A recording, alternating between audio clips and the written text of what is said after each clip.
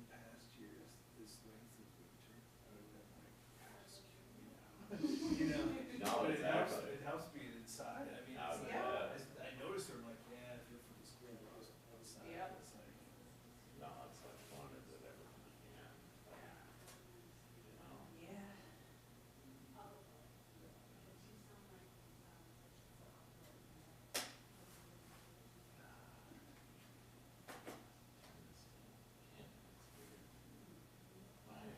Were y'all using these before? are those Sonys? Yeah. No, they were just getting them when I left. They It's look just like sweet my, though. my channel 2 audio just. Is it hot? Weird. No, it doesn't, it's not come in very, Oh. it's very, very low. You still have that plus 48. Is that a phantom power thing? It does, yeah. But that shouldn't, it says it shouldn't mess with that. Oh, okay. Yeah. Cause I don't know, sometimes like it comes in and it's loud, and then other times like whenever I'm plugged in to hardwire, it just comes in really, really low. Yeah. That's weird. And then I can turn it to audio, but then it's too loud. Well, So right, I'm like, that is, yeah. yeah, I've noticed it just on my channel too. I don't know if there's like a extra button. Yeah. I don't know. Who knows? I just know how to mess I know, right? And the race car driver, not the race car. with it. Exactly. Exactly.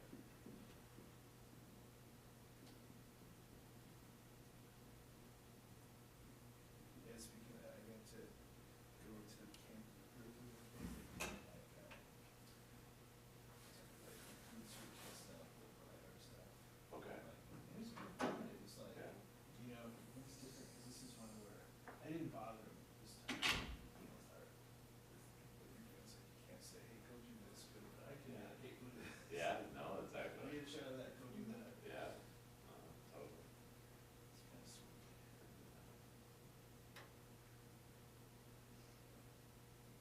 Yeah, I think it's just getting out of this business. Like, you gotta learn how to slow it down a little bit, you know, just tone it down just a tad. It's tough, I'm sure, but Yeah, so, all right, let's go sit down. Yeah. I mean, if you want more projects like that. then- Yeah, no, yeah. That's Come my, up with a that's lot. my boss, so as you were saying, Yeah, we're wait, sliding, yeah, very- it's- Nice No, I try. know, it's just like. I was a Supposed to be reporter done too. by 5? Okay. And then I get it, I was a reporter.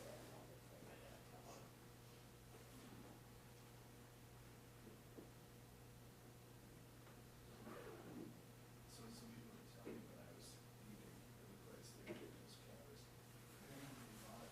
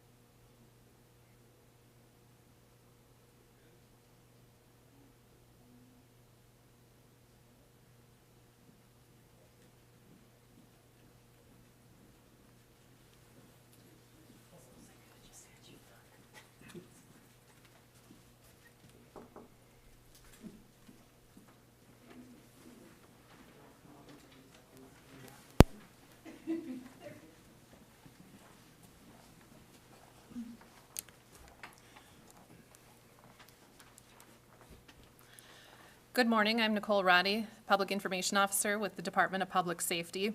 We're here to announce the Extra Distracted Driving and Enforcement and Awareness campaign that's starting tomorrow and lasting through the month of April.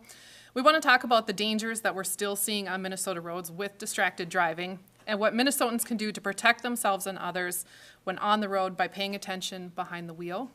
Speaking today will be Mike Hansen, Minnesota Department of Public Safety Office of Traffic Safety Director, Greg and Amy LaVallee, who lost their son Philip after he was hit by a distracted driver, and Lieutenant Gordon Shank with the Minnesota State Patrol. If you're watching online and have questions, you can type them in the chat, but please make sure to identify yourself and the organization, and we will ask them at the very end. And I'm going to turn it over to Mike Hansen. Thank you, Nicole. My name is Mike Hansen. I have the privilege of serving as the Director for the Department of Public Safety's Office of Traffic Safety. We're here to talk about a very important and a critical traffic safety challenge that we continue to face on Minnesota roads. Since 2019, when our hands-free law went into effect, we've seen gradual but incremental improvements in our crash statistics. But I have to add a bit of a caveat to that, because not only when we talk to our enforcement partners, but when we talk to our crash investigators, detecting these types of distracting behaviors is difficult on the best day, and then following up on those in an investigation is also a very difficult, time-consuming, and expensive task. So it's really incumbent upon each of us as a driver and as a passenger to make sure that that driving task is getting all of the attention that it needs. Cars are engineered wonderfully these days, but driving is a complex task, and it requires every one of us to give it our full attention in order to allow everybody to use the roads as safely as they can. You're going to hear shortly a tale of a true, preventable, needless tragedy. A young man that lost his life because of one driver's selfish decision to not disengage from that phone. Now, we know human behavior can and is changed in a number of different ways. I think Lieutenant Shank can talk about how citations will change a driver's behavior. But if it's up to us to change our own behavior, all it takes is 30 days. That's all it takes. And that's my challenge to every Minnesotan who is still engaged with that cell phone on a regular basis when you're in your car. Put that cell phone away for the month of April, 30 days, and you will find that your driving task will be easier, it will be less stressful, and you will be a much safer driver. For 3 years, we've been telling you what the law is. It's very simple. You can only interact with that electronic device by using a voice activation or a single touch. That's it. No surfing the internet, no Snapchatting, no Facebook, or any of the other variety of things that you can do on that cell phone. But we also have to remember that there's a number of other ways that we as human beings can distract ourselves. Pets in a vehicle can certainly be a distraction. Trying to eat while we're driving is generally not a good idea. Conversations with passengers.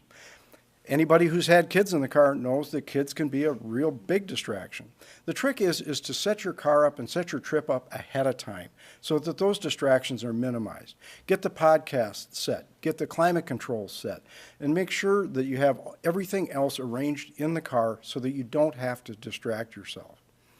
Now, if having the traffic safety professionals tell you about distracted driving and the importance of paying attention every year, if that's not enough to change your driver behavior, I'd ask everybody who sees this broadcast tonight, when you're sitting at the dinner table tonight, take a look around. Take a look around at that dinner table and change your habits for everybody that you're looking at.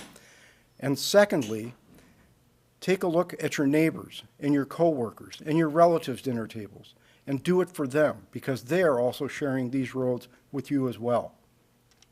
Thank you, and we will answer questions afterwards. And with that, I would like to turn it over to the LaVallees.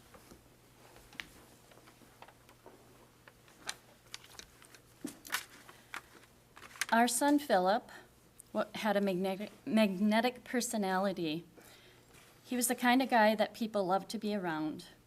His smile was contagious, and he could make people light up and laugh and smile along with him. He was smart, kind, and genuine. He was a very competitive athlete and very driven and his dream was to run in the Olympics someday. He was a son, a brother, a grandson, a nephew, a cousin, a friend, an athlete, and a student. I like to emphasize the smart piece too. We talk a lot about Philip's running, but he was very smart, straight A student all the way through school. On August 8th, 2013, Philip was out on a long training run. I think it was an 8-mile run. It was a perfectly clear, sunny day. The road he was on was straight and flat, so there's no visibility issues. A driver crossed over the center line of the road. And by the way, Philip was on the left side of the road with no headphones on. He was doing everything right that day, as he always did. The driver crossed over the center line of the far shoulder and hit Philip on the shoulder. And Philip was killed on impact. The investigation, there was no skid marks on the road, so indicating no attempt to brake, no attempt to steer and avoid him. It was as if the driver just simply drove off the road, hitting our son in the process. It was kind of a classic distracted driving case, actually. It's what you see in a lot of the descriptions of those crashes. She received a cell phone call at the time of the crash. It was distracted driving. If that driver had focused on driving, had been paying attention that day, Philip would still be with us. Philip's death was horrific. Our family is heartbroken and forever incomplete. We continue to imagine what his life would be like now, every day. He was only 19 years old. He had so much to give to this world, but he was deprived of his dreams and his life because of a driver's selfish choice to drive distracted. If the driver would have made the choice to focus on driving, our son would still be here today. As a result of all this, we started an organization we called Just Drive. You can find us online at Just Drive Day, all one word, Just Drive Day. And one of the things we try to do, one of the tactics, is to try to create a stigma around distracted driving. And one of the ways we do that is by labeling it as selfish. The driver who hit Philip didn't set out that day to kill someone, but she made a very selfish choice to use her phone. And when you think about it, all of us, when we go through a normal day, all Minnesotans go through a normal day, we rarely ever do anything that has the potential to kill someone. That is, except driving. Driving is the one thing we all do every day that has that potential. And so when we choose to do that in a distracted way, it's really probably the most selfish choice we make that day. And that's the way we like to think about it. So I'd just like to urge all Minnesotans, as similar to Director Hansen's comments, when you're out there driving, those people around you, their moms and dads, their sons and daughters, their neighbors, their friends, I want you to think about them, and I want you to focus on that task of driving 100%. Just drive is kind of our motto and what we say. Thank you. Thank you.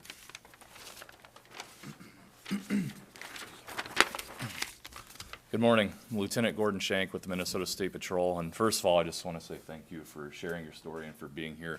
I know for us, this is something that unfortunately troopers see every day, and it's something that we hope to prevent.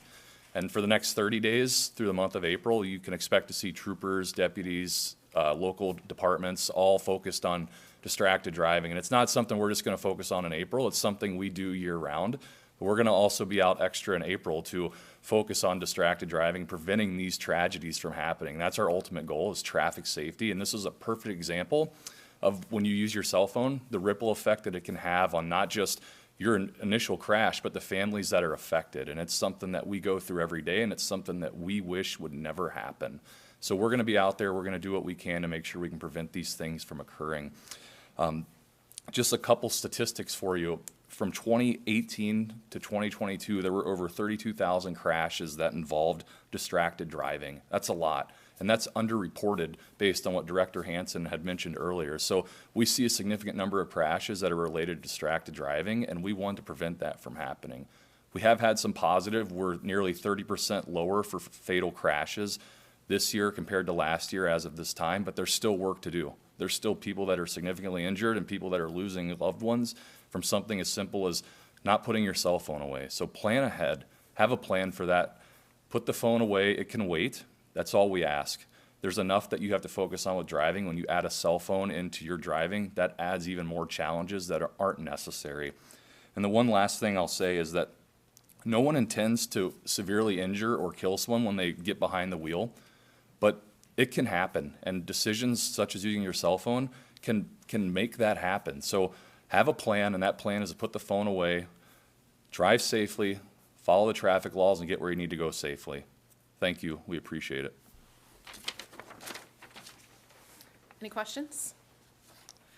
If you are media that's watching online and have comments or questions in there, we'll get back to you after this. And I also sent a news release out that has more information about the campaign and some statistics in it. Thank you for coming.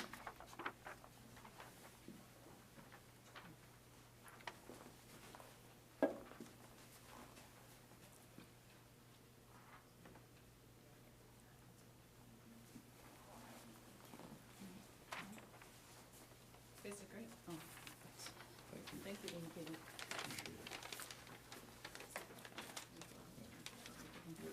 We'll go out.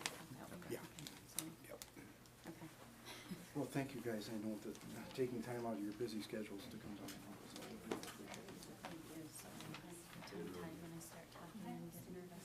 No, you do just fine. You do just fine.